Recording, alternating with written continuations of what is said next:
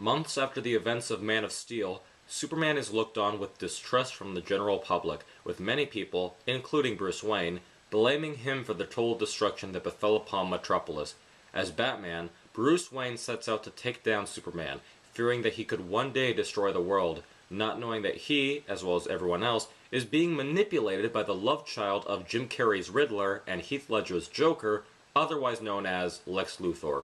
The synopsis of the film doesn't seem like it would be hard to follow, but it surprisingly is. Like the previous film, BVS is a film that relies on style over substance, which is a constant problem with a lot of Zack Snyder's films. Character motivations are all over the place in this film.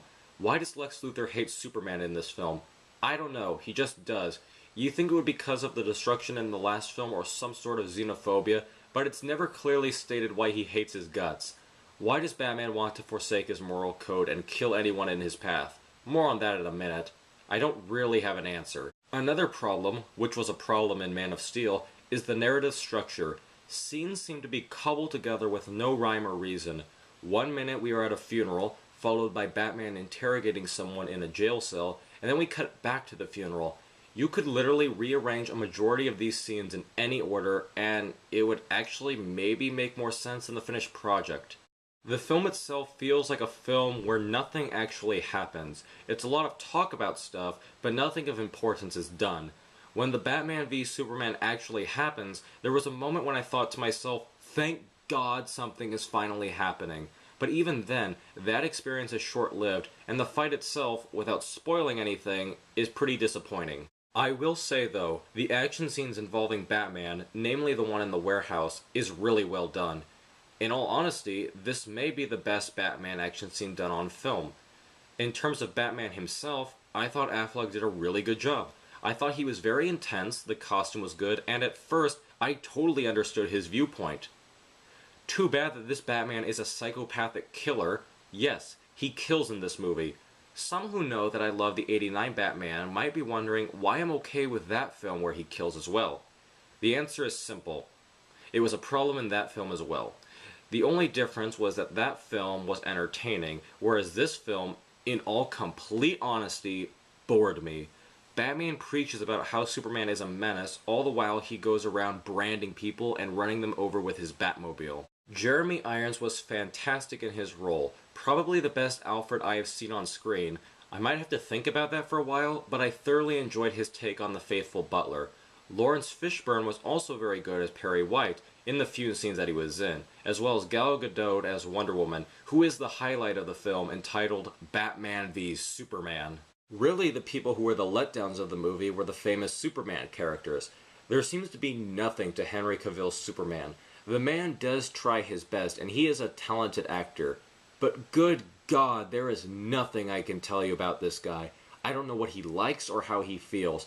I know more about the villain of the movie, and that is not a compliment to the villain at all. Amy Adams is even more dull than Superman. If they never mentioned her name in this film, I couldn't tell you that was Lois Lane. It's a shame because this is another complete waste of a phenomenal actress, as Lois Lane is entirely useless to the whole film. Yes, they give her something to do here and there, but if you were to cut out those tasks from the film, you would miss nothing.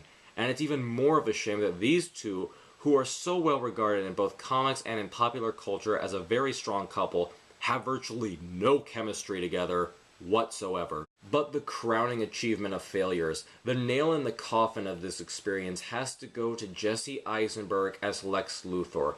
I have absolutely no idea what he was going for and how much blame should even be put on him. It could entirely well be the fault of Snyder and or David Goyer, the writer. But this was a performance where I felt embarrassed for Eisenberg. It felt like Warner Brothers desperately wanted a new Heath Ledger and forced Goyer at gunpoint to create a similar character. There is no charm or menace to this little twerp. If he was supposed to be the comedic relief, it wasn't funny in the slightest. On a comic book fan side note, the more I really think about it, it seems like Snyder and Goyer viciously hate everything about Superman. The treatment of fan-favorite characters such as Jimmy Olsen, Mercy Graves, and even Doomsday Show me that the writer and director don't look at any of them, or anyone in this movie for that matter, as characters, but instead as props. Batman v Superman Dawn of Justice is a rather unpleasant experience, but with all my criticisms with this film, with my firm belief that these people do not truly understand the characters they are bringing to life, I still say that I really don't hate this movie, and the reason is because that would require some kind of emotion from me, which this movie did not generate, and that is the biggest crime a movie can do. Even if it brings out some form of anger, at least the movie did something. This film does nothing. In fact, it bored me to no end, and I don't know if I can recommend it. If you like movies that make sense, I don't think it's for you. If you truly love these characters, I actually think you'll probably be upset. If you enjoyed it, that's fine. I will not take this movie away from you. It's all yours. But for me, I'd rather sulk in my Batcave than watch this movie ever again. Thanks. This is an O.M.M review. This is O.M.M signing out.